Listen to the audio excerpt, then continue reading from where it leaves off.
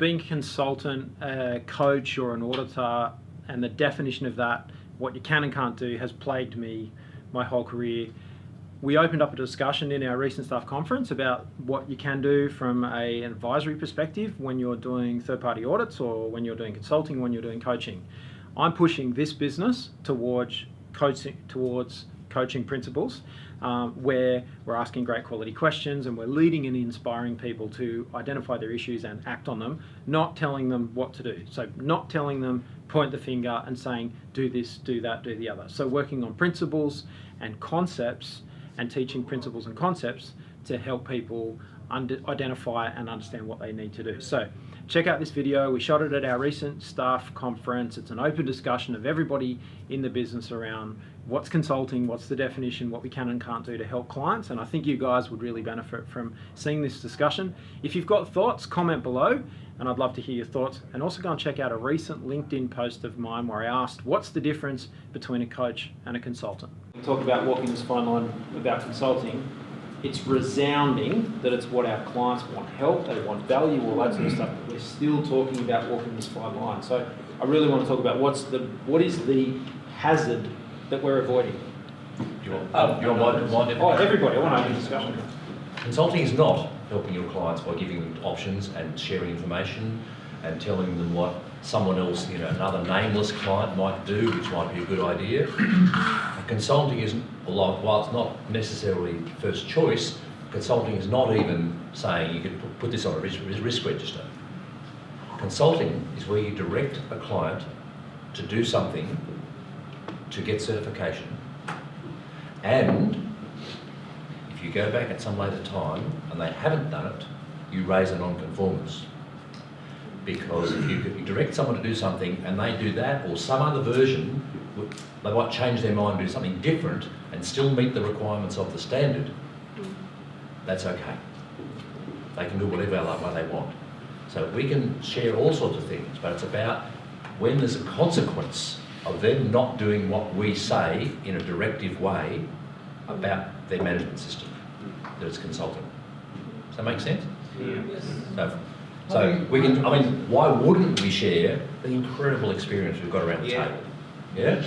But it's about not saying, I reckon you've got to do it. One way you can do this is a risk management table. And you go back next audit and they haven't done a risk management table, they've done it some other way, and you say non-conformance because you didn't do a risk management table like I told you. Provided they've found some other way and meets the requirements of the standard. So I just want you guys to understand, I think Kevin's point is probably the best. Don't hand them the procedure and say, sign this, follow this. Yeah. That is consult. I want it to be really clear with everybody about how far you can go. Yeah. Because it's what our clients are asking for. I want to give you the confidence and my support. I will always back you when you're trying to make the customer happy. Let's keep debating the definition of consulting. Because for me, in my experience in all this time in the industry, it is literally, here it is. It's literally saying, here's the best practice business plan, take our logo off, put yours on, and use that. And then what's the first thing they're going to say? That's exactly right. It doesn't fit. And what are they going to do? They're going to change it. So I just don't want you guys to be scared. Simple. Every opening meeting, it's simple. We had 2 clients today tell us what they want from best practice. So in the opening meeting, you say, what do you want from best practice? What do you want from me today? Do you want me to guide you? Do you want me to coach you? They're all answers you're going to get yes to, but you ask the question, and probably the most important thing is ask them if they want advice. Then they can say to the consultant, what would you like to get out of me today? I want to try and avoid this constant debate about what, don't consult, because we're not clear on what the definition is. It's so varied. And I don't want you guys to feel scared because you have the full support of everybody here, and me particularly. Please do that because you've got our support. And if the more we know about, I'm worried about this one tomorrow because I'm at that site with that consultant, give me some tips and tricks and I'll just talk you through some questions. As Toby said, asking what they're looking for, one of the things you talk about is to try and, wherever possible, get clients to own their own systems. Yes, absolutely. So we're working in their heads as much as we're working on their documents. That's true. So there's a whole lot of stuff we can do which is not consulting. Everybody you've got to approach as a fresh face.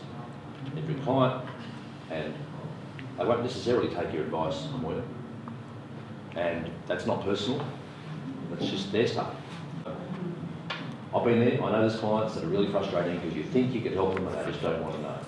Okay, in the end that's their fault. They're not ready to hear the message. If a client is relying on a consultant to perform their audit for them, that is a really good indicator that they're not comfortable with the process. They're either not familiar with their own system or they're scared or whatever the reason.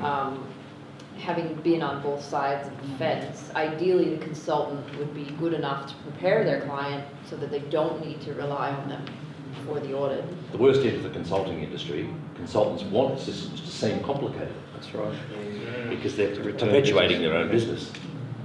Best consultants don't do that. There are so many consultants who love sitting with us and having discussions because they get a chance to learn so many things. It is, in fact. You know, and that's all relationship. I have a consultant who has referred me to more clients. Why? It's just developing a relationship with them, you know. So you have to really know the personalities and how you have to deal with them. That's all about it. I think you've got to unpack the consultant's fears as well and not jump to your own conclusions. Because there is a cost-benefit analysis, depending on the business's appetite, to outsource.